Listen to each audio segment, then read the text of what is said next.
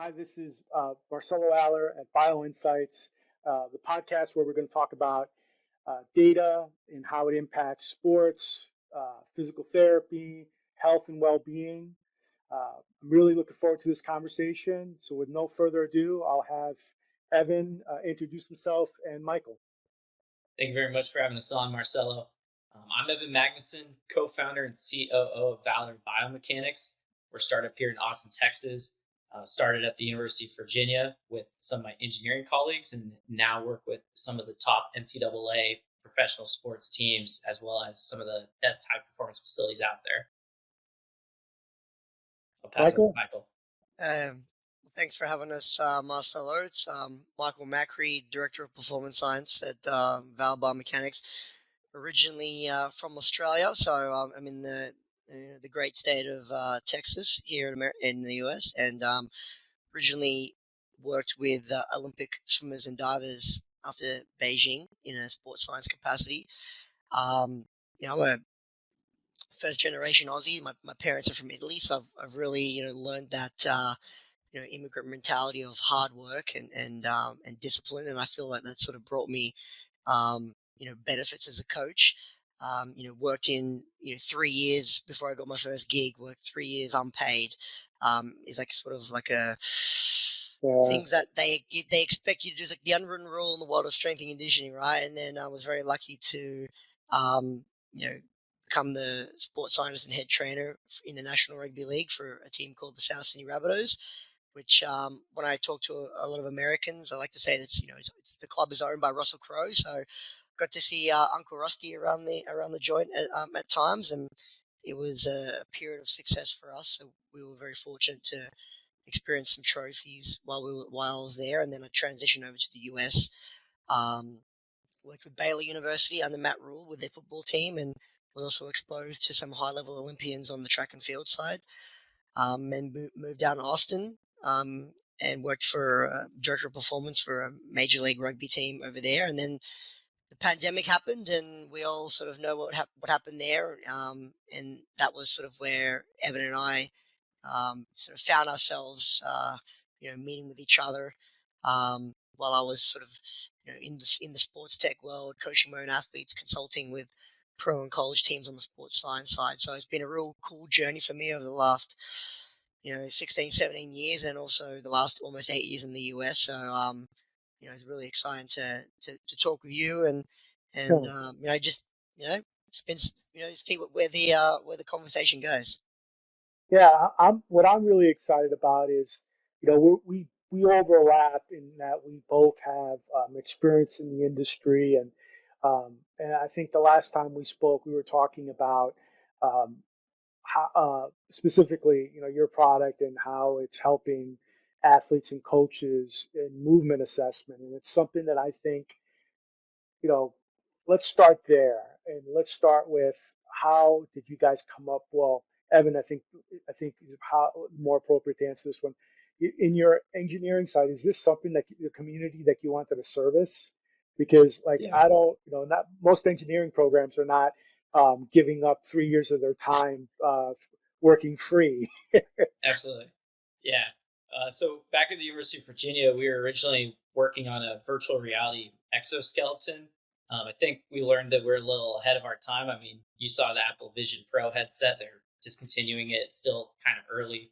I think Meta's doing some great things, but basically, we're looking for industries that we could impact. And it was during COVID, during the pandemic. And speaking to a lot of physical therapists, they were very interested in getting telemetry remotely or getting those joint angles that they would otherwise have to use a goniometer for. And so that led us to focus on a subsystem of what we're building, the motion capture side, originally with wearable IMU sensors. Where we began really exploring athletics was because I was also on the men's rowing team at UVA, and that kind of gave me the inside scoop of what sports science is like beyond the varsity high school level, which is all the zone two Big stuff. difference. Keep your heart rate monitors on, do your prehab warm up. So that definitely helped shape kind of my initial understanding of the sports industry at the high level, the highest levels. And so we began exploring athletics. It began just moving faster within athletics as far as who we could sell to. as opposed to traditional physical therapy. That's kind of the ultimate reason 3 years ago we decided to focus on athletics. Thanks. I think a good follow-up to that, Michael, maybe you can share with us how assessment, do you feel like, because, you know, this community of strength and conditioning coaches that we're talking to, not all of them are tech savants. Um, you know, they're they're very dogmatic. They focus on what has been taught, and it's taught kind of down. And not to knock them, I've worked with side by side. I have been one, credited for the last 25 years with NSCA. The biggest thing that I have in working and servicing that community, I would love to understand. Do you feel like uh, the approach for movement assessment is just starting? Is it generational, the difference? Because I think that's really where you two represent a younger generation. I'm a little bit older, but I think that it's generational, is my point. So I'd love to hear your concepts of, do you think it's adopted yet? What's meaningful for an individual? And is it generational? And then Evan, I think you can contribute to that. Yeah, it's a good question. I think it possibly is generational because a lot of the older coaches out there, their movement assessment is essentially their coaching eye there, or taking a video and looking at, what the technique is because they've been doing it for so long. So they feel so comfortable to be able to go, well, I've been doing this for 20, 30 years. So I know when I see a certain, joint angle or a certain, discrepancy in that movement. So I think with the younger generation of coaches, they are a little bit more tech savvy, but I think the tech world is a very interesting world that we've delved into in sport because like every Tom, Dick and Harry has a technology these days and strength coaches get bombarded with tech, so when we do our, outreach, it's all about us trying to understand and have conversations with these coaches, like what exactly do they want to get out of it? Because, we're in a world where, Thanks. force plates and GPS and all these different, speed tools. It's almost like they're like self-proclaimed industry standard. Everyone wants a force plate, everyone wants a force frame or a Nord board or velocity-based training tool, and we On have to every sort of rack. yeah, it's on every rack as well. Yeah, but I think like the reality of it is that like you know, is it necessary to have all of these technologies, or are we just using them for the sake of using them? I think when you utilize these tools like motion capture or force plates or GPS, you have to ask the practitioner, what is it that you're hope to getting out of it, right? And there's always going to be a different response. And then what we are very good at, I believe, is that we can cater to the different needs of what that coach wants. And I think the other cool thing about what we're doing is like I'm very big on education. I'm doing my PhD or in the process of doing my PhD at LSU, and it's going to be very like education and coach centric because the other side of the coin is we're in this data and technology age, and everyone is using it, but not everyone is, as you mentioned, Marcel, like not everyone's confident in using it. So we go, okay, look at all this technology, it's fantastic, and then they get the results and they go, oh, what does this mean? I have no idea how to apply it.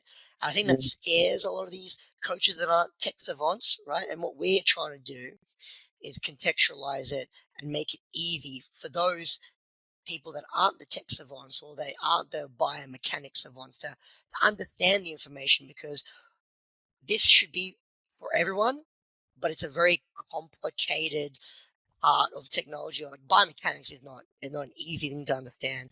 It spits out so many different data points, and as Evans, the engineer, he can probably speak to just how much data we don't show, right? Because we don't want to like overcomplicate it or like bombard people. But I think That's a it's good being able point. to you know take this to the layman, if you will, and basically utilize an area of technology that everyone should be comfortable in using and not just have it for the select few.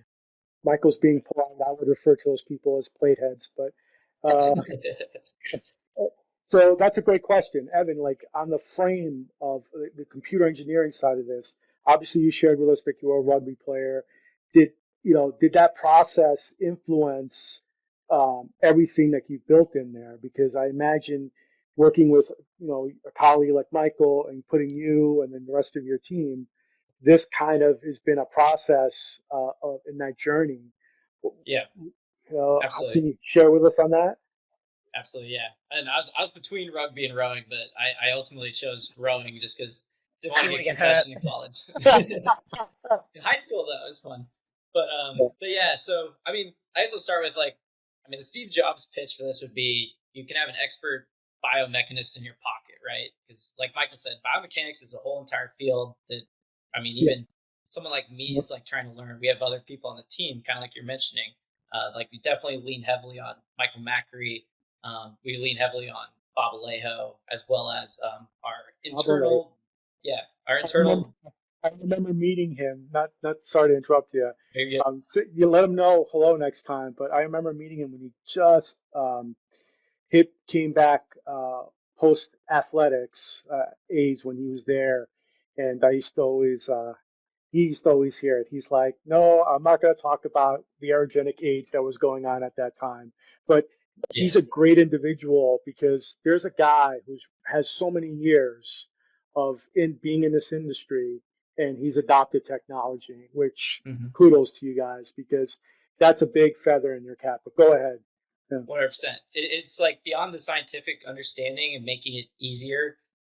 It really is like understanding like what people want. So we've talked to hundreds and hundreds of practitioners to get to where we are. We started out displaying data that I don't think anyone understood what it meant, and we've slowly refined it into like what are the metrics they want to see. So we get like joint angles, and now we're trying to increase what are the benchmarks for a 15-year-old pitcher who's this tall, like ideally benchmarking it so there's context and then using percentages as much as possible. But you're completely right. Like the mantra right now is like less is more. So if anything, we're taking away metrics now. Mm. It's already easy to use, but it needs to be easier to get to the point where, like you said, even the plate Fifth grade heads want to level. use it. Yeah. Yeah. That's how when I did PPG sensors, that was it. We wanted to display fifth grade level tech, like fifth grade level with a UI that kind of color coded, green, yellow, red, simple reporting. I think that's really what you guys do real well for the joint angles. How did you start with sports or did you start with PT? Because I know that PTs work with your technology as well. We So, technically, yeah, we technically started with physical therapy, but in a matter of months, we began working more closely with athletics. Like some of the, because we're in Charlottesville, Virginia, at the University of Virginia, so working with the men's rowing team. Back then, it's even still like everyone wants to see it catered to their sport. So looking at like what's your form on the erg, could it work on the water even with the IMU sensors, and then like golf, of course. There's a lot of money in golf and a lot of golf courses in Charlottesville, Virginia. But I think our first like real traction point was just digitizing like a modified FMS. Like a lot of people do FMS or some version of it. Instead of getting a subjective like 1 2 3 from or 0 1 2 from different practitioners, like let's get some objective numbers behind it, so that way it can be consistent between you, me, and Michael, for example. That's kind of the real first mm, piece we so developed and released to the market. So do you guys look at is it reference data that you're asking the individual to generate over a period of time? It sounds like you eventually will have that comparable between age, gender, and how you would compare against everyone. Is that part of the system right now, or is that something that you built? I'll let our director of high performance over here kind of speak to his vision. I think like right now, what we're trying to do is get in the door with like obviously to add to Evan's point, like I think the other reason why we went into sport is obviously because of my background, but sport tends to have early adopters where, we've got the vision of being in the military, in healthcare, having this in, every, house in America or around the world for someone who sees a physical therapist have remote physical therapy. Like Home we've heard healthcare. stories. We've heard stories about there was a particular AD that actually Bob Alair introduced me into, and he was like, well, his mother had an issue. I think from memory, like she was in a car accident, but where she was, she had to fly to a particular hospital to get care. Wow. How cool would it be if, she didn't have, like, because she was so far away, it cost a lot of money. Like, what if she could get her care in the comfort of her own home, right? So that's sort of like where we want to be. But because sports the early adopters, and it's sexy to have those logos. Like, that's what we want to be into, right? But we have to basically also have catered to the needs of people. Like, I've got a colleague of mine who basically said to me, when I use sports tech, it's got to do one of two things. It's going to um, basically tell me something that I don't already know from my processes, and it has to be quicker or the same, take the same length of time than what I'm already currently doing. Because if it takes longer, then to his point, why would I do it? I'm already happy with my process that I've been doing for the last 20 years. Why would I make my process slower, right? But once we get through that, and we have, like, since I've come on board, Evan, he can agree. Like, the both sides of the products have come so far. You know what I mean? It's almost apples and oranges to what it used to be, right? But where we want to go is, yes, you're right. You want to have, like, different standards of, this is everything in football. This is everything in baseball. These are the standards as a whole in hockey and golf, whether it be from a gender standpoint, whether it be from an age standpoint. Like, I think that information can be extremely powerful, because people want to know, okay, great, like, where am I in comparison to me? But also other people want to know, where am I in comparison to the rest of my teammates? But if you take that step further, how cool would it be if you could say, well, here's a case study of a youth athlete at 14, and that youth athlete, ended up making it big in, the NBA or the NFL. No, not even making it big, just getting to the NBA or the NFL or the NHL, and you have their data over a period of time to go, well, this is what it looks, and you can show people, this is what it looks like for a individual A to be at that level, right? Mhm. Whether it be from a health standpoint or a performance standpoint, I think that can be quite powerful, and also a massive seller to the parents out there that all think that their child is the next, Michael Phelps or the next Tom Brady. You know what I mean? They will want to put their child in a position to succeed. So I think that's sort of where we end up wanting to go. But I think it all comes back to just, like, helping people, right? Because the as before, like, there is a paralysis through analysis in technology, and that's why a lot of it gets missed in terms of the benefits of it. So it is like a big picture, but we really have to do and build the foundations of it properly so that we can have an impact. That's what everyone wants, right?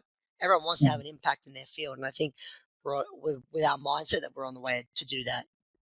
I agree. I think the point that I was asking, and you answered it really, is that biomechanics, right? Both of you have said that word. Looking at a squat or looking at the markerless systems and the data points that you capture and showing efficiency, showing how that kinetic chain generates and uses the force itself, and is it efficient? But also going back to less is more. Uh, Mm, is there any unique success story that that you guys want to share about that might have looked at that data point, and how often, like, can you walk me through, like, hey, yeah, they usually use it during spring, or they use it right before the season, or postseason, off season. How is it the traditional implementation process that you feel has been most successful, or is it episodic? Because, because you mentioned paralysis by analysis, like, I don't get why you want to have technology in every single rack. That's my personal opinion. You know, Right. I think you want to look at it in episodic chunks, Yeah. because, to looking at it continuous. I'll shut Yeah. up Yeah. there and I'll let you guys comment on that one.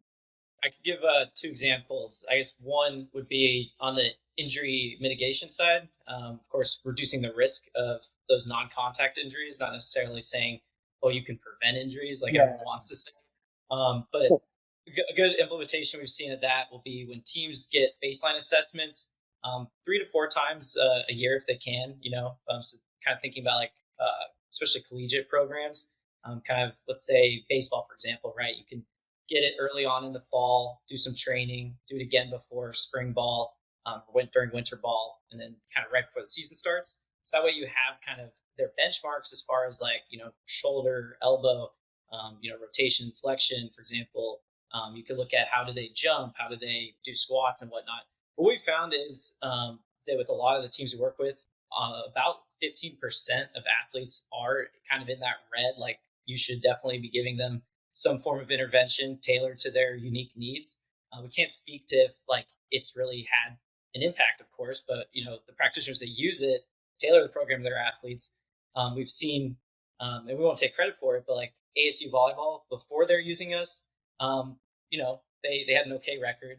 After using us, they have a winning record. They are pretty good on injuries. That could be just completely coincidental, like with a lot of these things, right? But we'd like to think Correct. that we're a part of Availability as that. well. The whole saying of your best ability is availability. So I don't, that's just a big part of it 100%. too. Yeah. Yeah. And one other example, not to talk too long, would be on the rehab side of things. So then working with an athlete that is injured, we worked with Eddie Segura at LAFC. He's their, one of their star defenders.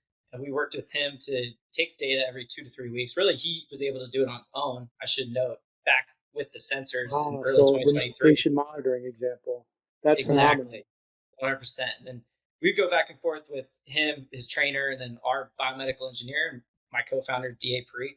And Eddie would ask, what does it mean? What do the graphs mean? Like, I see they're going up. And D.A. would give him a little breakdown for like, this exercise is where you're at. For that, this is where you're at. And then at the very end, and kind of where we're developing towards is more the dynamic movements. So I think single leg jump test, cutting to the right, left, 90 degrees, 45-degree cuts, T-tests, like all those things that you get when you're getting close to return to practice and return to play. That's kind of what we have in the platform right now, actually, and we're working on improving as we speak. I think also before I think Evan's a bit humble there, but I think he also credits the system to helping beat his girlfriend in tennis. So I'm getting there. that's probably his best achievement, I think. But Man. Oh man, brotherly love.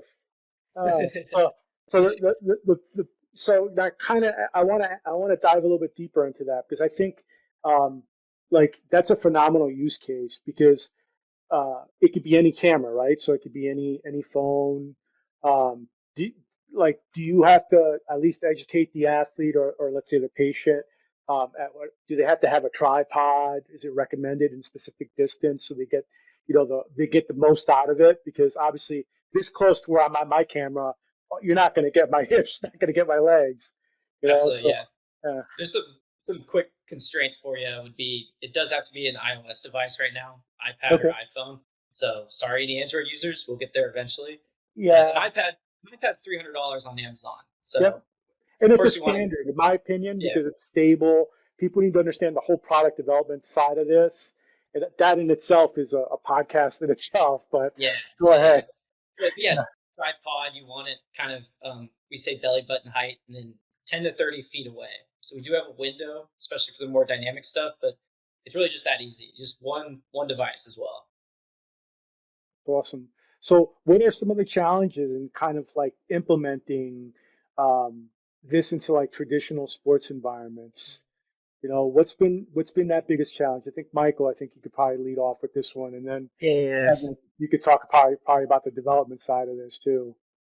for sure. Like I think we are finding that we have to be part of a particular process within any sports team, and with how long people have been using the force plates or the force based training, like there a lot of them are set in their ways with the process they currently have. So to being able to find a way to for us to be added to their process is a big challenge because people are like, well, we're fine with everything we're doing. We already have the tech that we have. I don't want to add an additional amount of tech, right? So what we're trying to educate people as well, and we're very big on is that you can't have kinetics without kinematics, right? So if you look at the strength and conditioning sports performance side, a lot of the things they do is very kinetic heavy. It's output, this force production, that velocity based training, force plates, and then on the medical side there is a bit more of a kinematic feature, right? Which hopefully we can when we speak to people, we are obviously looking at early adopters and we are looking at people that are interested in the kinematic side, but bridging the gap between the two. Obviously that's a challenge in its infancy, right? But I think we've got to But create awareness as to why this is important. I think people like to utilize this more for running, and everyone becomes a speed coach. Uh, you know, you know whether you're a former track person or you just love the sport, rehab side of speed or whatever. Like every person out there will say, I'm a speed coach. I want to decipher speed. But I think it's why do you do that? What's the benefit of breaking down that movement? So the more that we educate people and say, hey, this is why this is important. Like I think people will start to adopt it, but there are barriers of we're happy with fine with what we got. I think, it's also a proxy, right? A lot of other data points that they're looking at are proxies to supposed kinetic analysis. That's not really, true kinetic analysis. And force plates, they're great in research. I just don't see the practicality in a live strength and conditioning community. I just don't. But that's my Mm. bias. But it's Uh, like with anything, Marcel. Like someone used force plates and they're in the team environment and they ended up winning a championship. So then, yeah, the copycat nature of sport, we've been guilty of it in the teams that I've been at, right? Where we have had practitioners that have come from successful environments go, well, at this NRL team or at this college, we did this and we won. So we're going to do it here. And then it doesn't necessarily work, but then what happens is like I said before, like these technologies become the industry proclaimed gold standard or must use, and all of a sudden everyone's using force plates, right? So that's just how, unfortunately, or fortunately, however angle you want to look at, the industry works. You know what I mean? So I think you need for this us, another perspective? No. I know, but if what we're trying to do is work really well with people that actually want to use this, right? So that if Yeah. they have their own success, they're gonna, you know, praise us in an authentic way rather than us trying to ram this down everyone's throat. So Yeah. right now we're trying to be with people that want to be with us and have an interest in being with us, because the other side of the coin, and again, you can look at this either way. The other barrier is that we're not extreme. Well, we're getting more well known, but we're not like a household name yet, right? When you ask people about, well, what AMS do you use? It's always like, or a Smarter Base or a Teamworks. When they use, oh, what's your GPS? Oh, we use Catapult. Or what's your force plates? We use Force Decks. It's like, well, we want to be. What motion capture do you use? Well, we want it to be, Valor Biomechanics, right? And that will come with, you know, how long we are in the industry, and if we do it right, we'll be here for a long time. But that's also the other part of it too. Is like people are really excited about what we're doing. We're the new kids on the block, and the way that Evan and the other co-founders, Da and Will, have approached this side of the technology. It's very exciting. We've got some really cool things on the way, right? Going to blow everyone's mind. And I'm not just saying that, right? But we really are.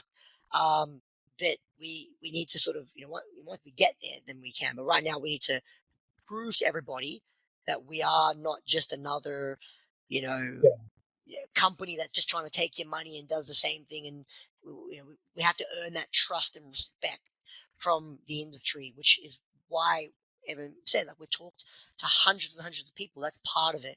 It's the relationship building and people getting familiar with who we are and trusting that we're not just another product that's full of crap.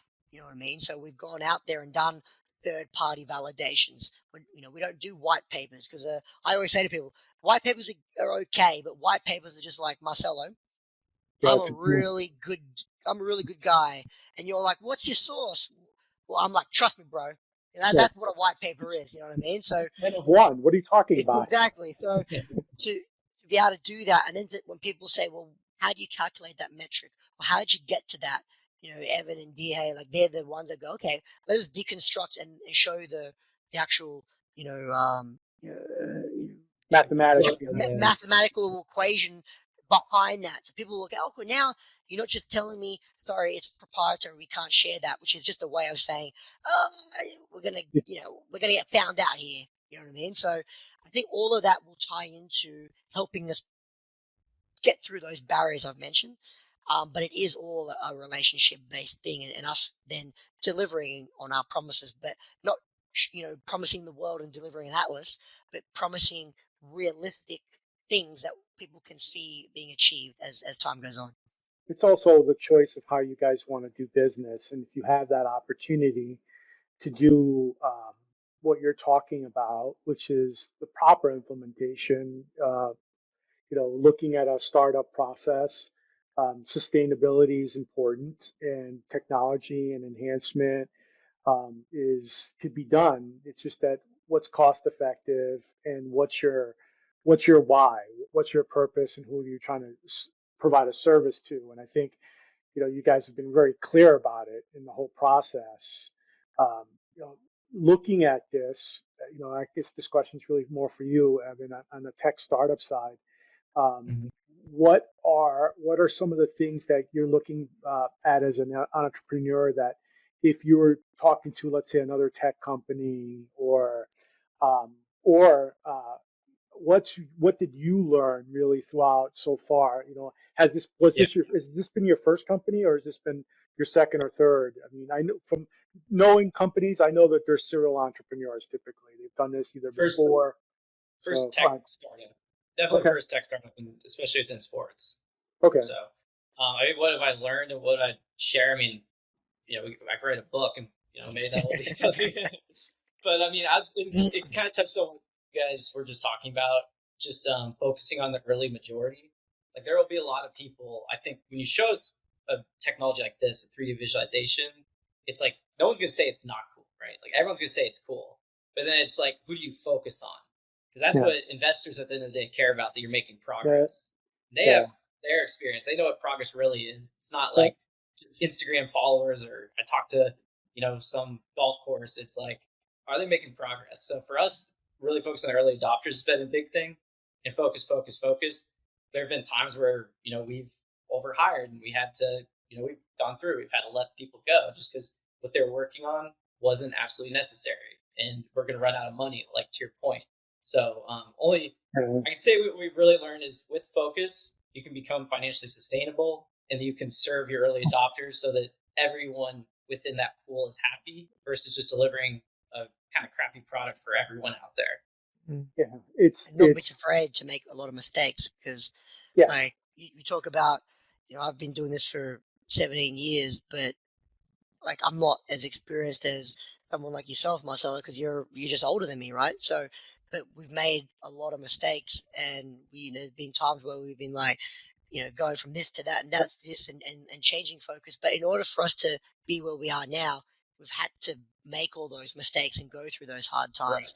And I think like we've come out better for it. It's been, there's been some interesting, fiery conversations, but it's that's what you need to have. And I think, like I've had some previous experience being with other tech companies, and this is the first one that I've really seen that like there is a unique way of doing things, and the way of it is just to be honest and be a good person and be upfront and not be afraid to have conversations, because when you do that you learn things. And and these guys, like, they're young, they're they're 25, 26, 27, and it blows my mind that they're as mature as what they are for that age.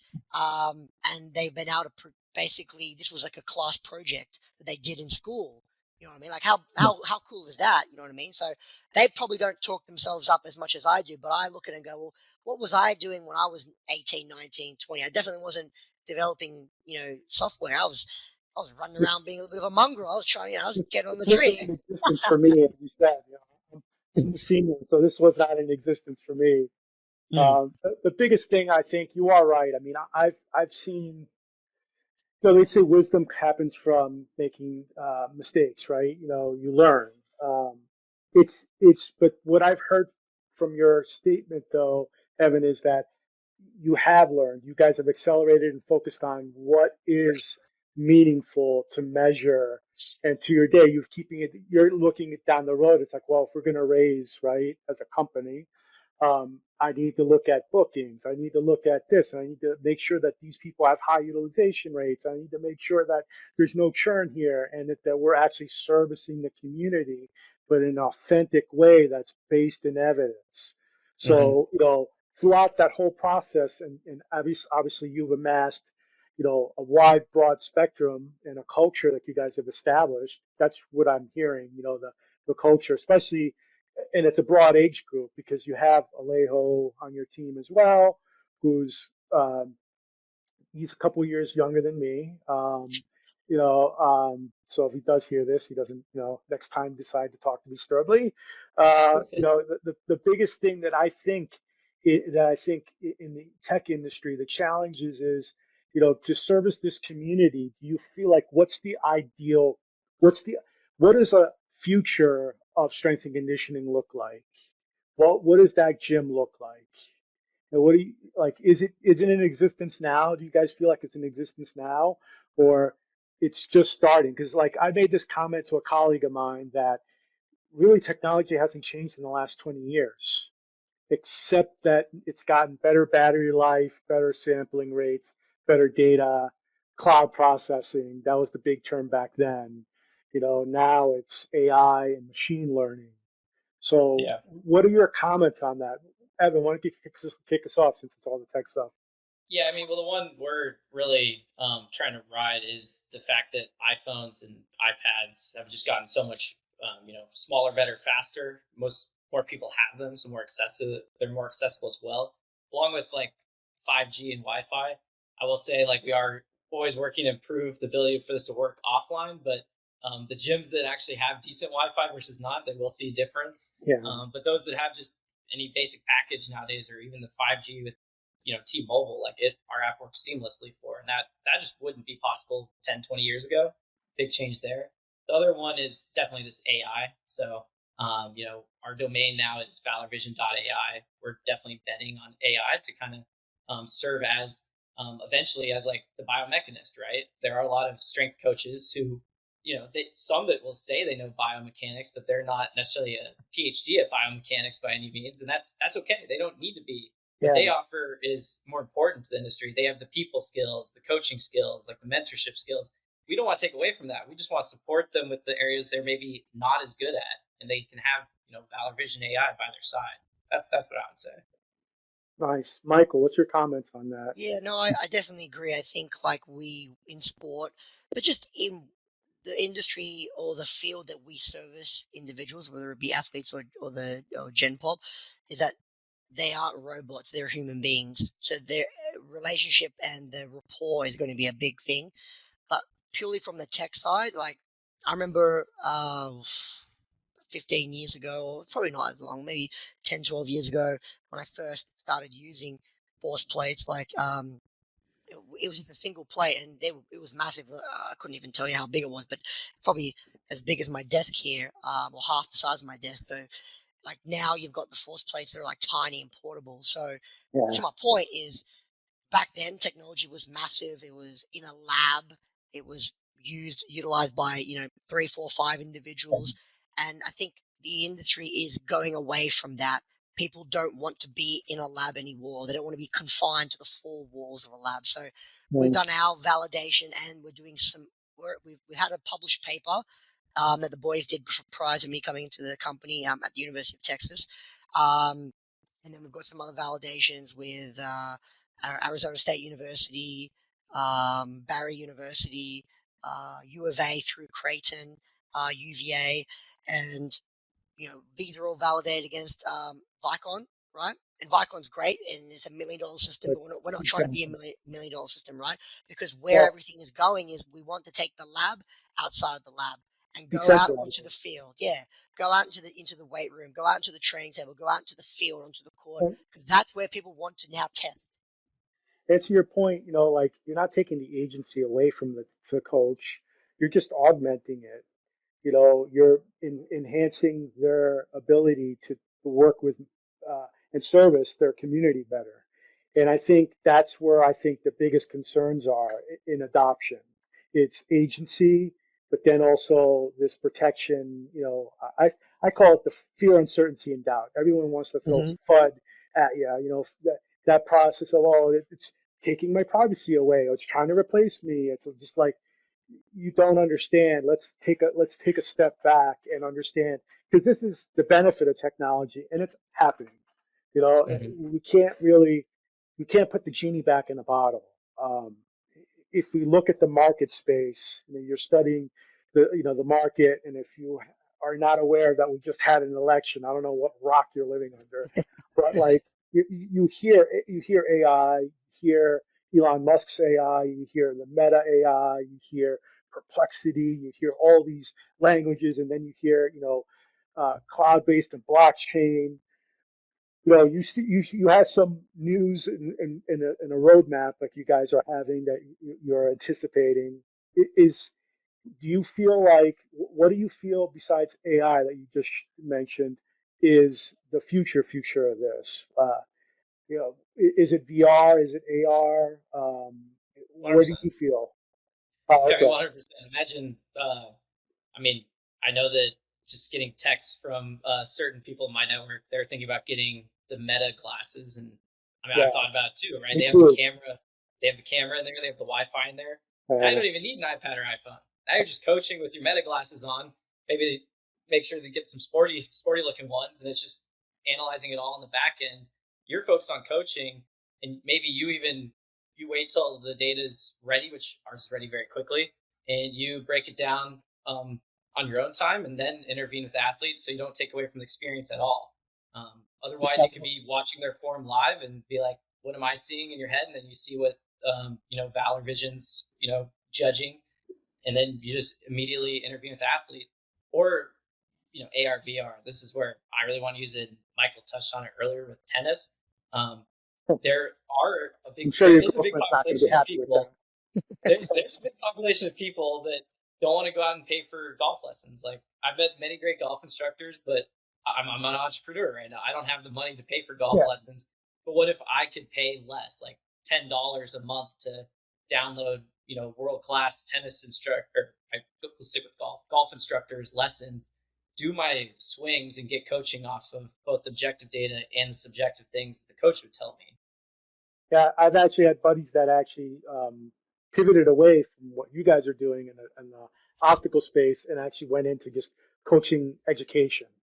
Because to your point, that's again decentralized, right? It's asynchronous too. It's like you learn on your own time.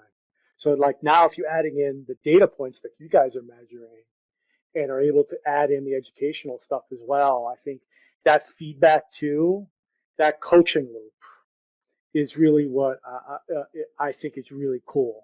Because then you Mm-hmm. can identify event triggers. You can really go anywhere. And I think, it goes back to, are these coaches ready for it?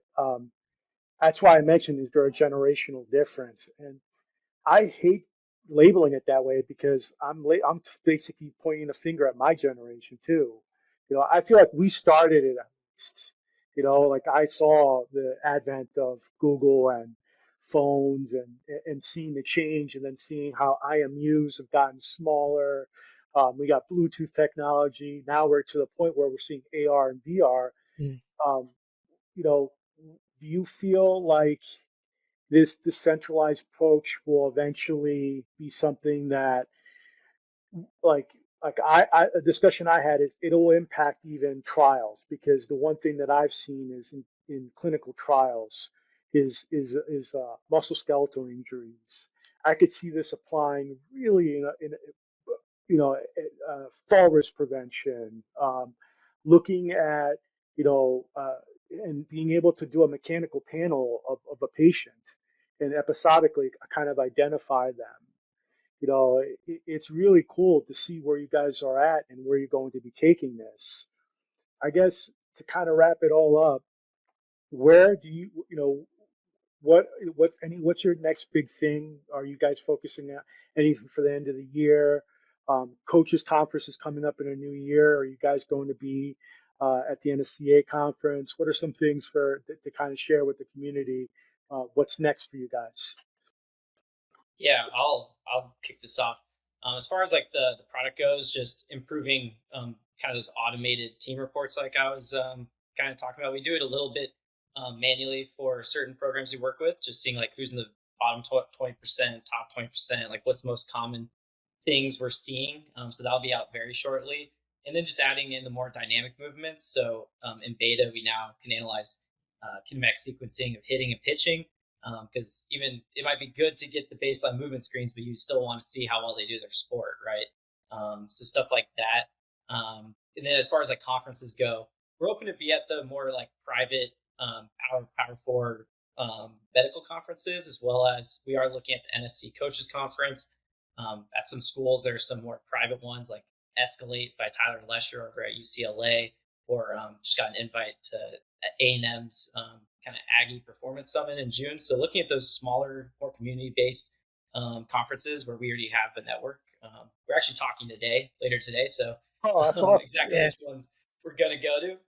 But Michael also has some other features he's been involved with development for. Yeah, Nice. I'm not sure if DH will be happy for me to talk about them, but no, I think like where we're heading at is exactly where Evan said. Like, to paraphrase, I think Bob Blair said it, or maybe Alvin Mills said it, is like, tell me a name or something now, and I'll tell you what we called it 30 years ago. You know what I mean? So Yeah. we got to like be careful that we're not just redoing something that was done a long time ago and was done great or poorly. I think, the big thing that the boys do well is, which I'm excited to see, is like, they're young, so they're into gaming, right? So they to gamify the technology, because the big thing about technology is like, do people want to use it and do they want to reuse it and constantly reuse it, right? So that's something I think, which I probably can say because it's quite broad, like gamifying our technology, which can Thank make you. it more easy and sexy to use. And I think that's the benefits of having a younger generation, developing this Well, type of technology, because the big thing is engagement, right?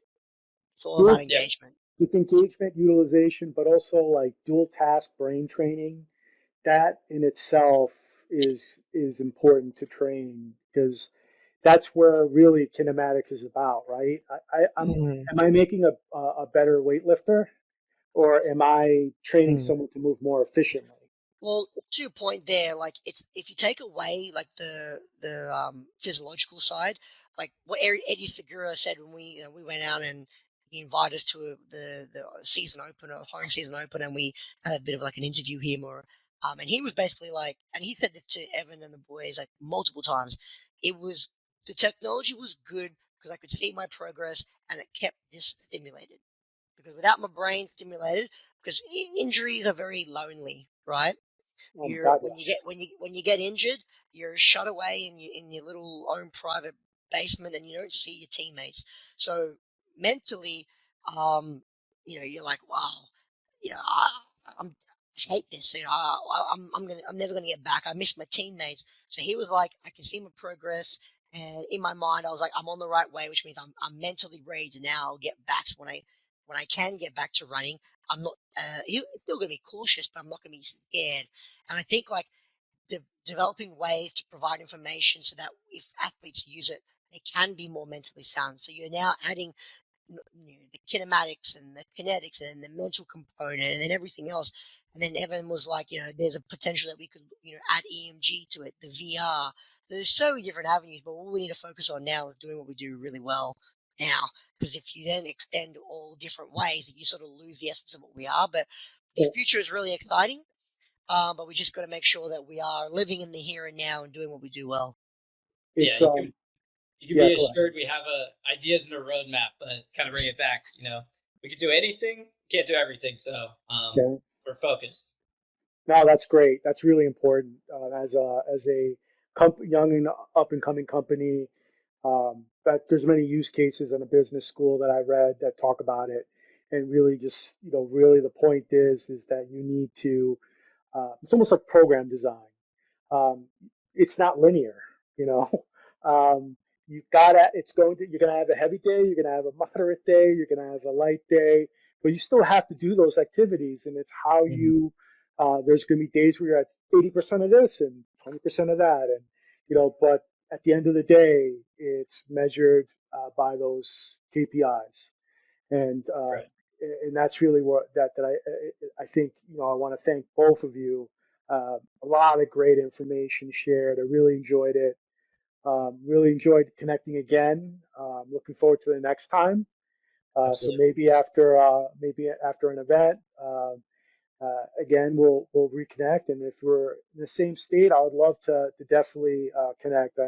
I missed you last time, Evan. Unfortunately, It's all life good. wasn't cooperative with me. I'm actually still dealing with. You're talking about injuries. I'm dealing with a medial meniscal tear. So yeah, you're Depends your yeah, unit then. yeah. Yeah. So I could pretty much see the risk that I'm carrying right now. Yeah, it would be helpful. But I digress. I want to thank both of you again, and I definitely look forward to hearing the news. I'll share all your contact information in the post and for the event. If there's something else that you want me to share, let me know. Um, Everyone, to our next conversation. I look forward to, if you have any questions to Evan or Michael, please let me know and we'll answer them. Have a great one.